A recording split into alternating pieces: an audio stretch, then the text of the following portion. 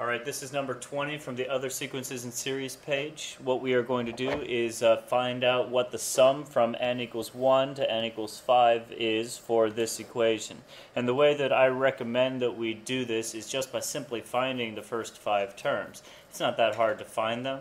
So what we're going to do is find A1, A2, A3, A4, and A5. If this was an arithmetic or a geometric sequence, then we could use the formula, the summation formula.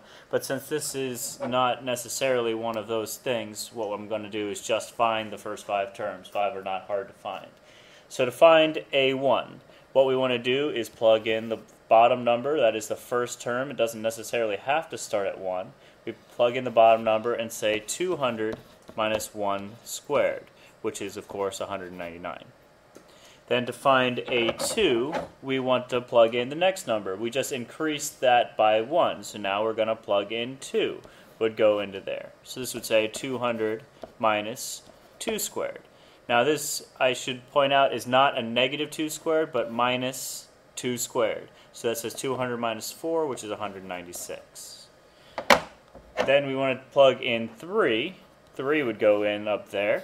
That'll get me A3, so 200 minus 3 squared is 200 minus 9, which is 191. Then we plug in 4 next, so 4 goes in, and we'd say 4 squared is 16, so 200 minus 4 squared is 200 minus 16 is 184. And then last but not least, we would plug in the top number, which is your last number.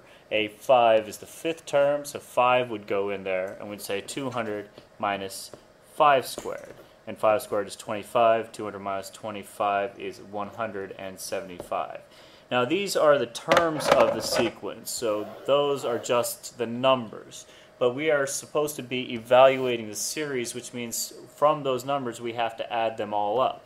So whenever I add these all up, those will all add up to 945. And that is the sum of the sequence that is shown.